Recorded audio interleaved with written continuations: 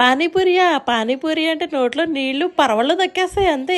పానీపూరి అంటే ప్రాణం, ప్రేమ. పానీపూరి అంటే అదొక సపరేట్ ఫీలింగ్ అంతే. పానీపూరి అంటే పానీపూరి, దాని టేస్ట్ ఎక్కడొస్తుంది చెప్పండి. కానీ పానీపూరికి రోడ్డు సైడ్ వాడి పవిత్రమైన చేతులతో ఇలా హోల్స్ పెట్టి పానీపూరి నీళ్లు పోస్తూ ఉంటే అబ్బా, అదే జుర్రుకొని తింటూ ఉంటారే.